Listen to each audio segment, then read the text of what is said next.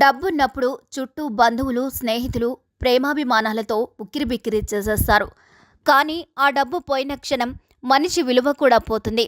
ఈ జీవితం అనే రంగస్థలంలో రక్త సంబంధాలు కూడా కేవలం రూపాయలతోనే ముడిపడి ఉన్నాయి.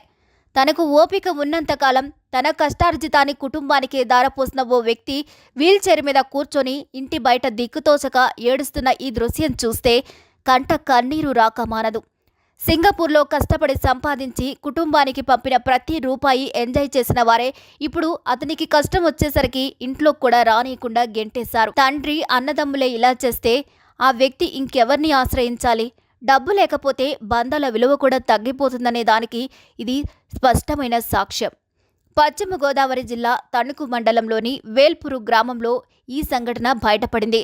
శెట్టి నాగ త్రినాథ్ అనే యువకుడికి తండ్రి నాగేశ్వరరావు, అన్న నాగశ్రీను, తమ్ముడు నాగరాజు కిరణ్ ఉన్నారు.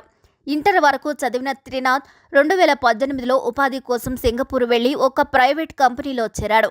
అయితే కొద్ది కాలానికి తల్లి మృతి చెందడంతో ఊరికి వచ్చి చివరి కర్మలు నిర్వహించి తిరిగి తన ఉద్యోగానికి వెళ్లిపోయాడు.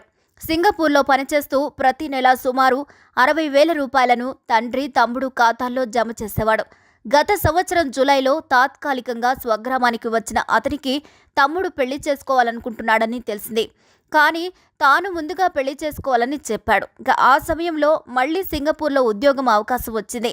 అక్కడకు వెళ్లిపోదాం అనుకున్న క్రమంలో డిసెంబర్ 31న బైక్ ప్రమాదంలో బైక్ నుంచి జారి పడడంతో నడుముకు గాయమై 2 కాళ్లు చచ్చుబడిపోయాయి. దీంతో వైజాగ్లోని ఒక ప్రైవేట్ హాస్పిటల్లో ఫిజియోథెరపీ చికిత్స పొందుతూ త్రినాథ్ దాదాపు 6 లక్షల రూపాయలు ఖర్చు చేశాడు. తన దగ్గర ఉన్న 4 లక్షల రూపాయలు పొదుపు మొత్తం అయిపోయింది.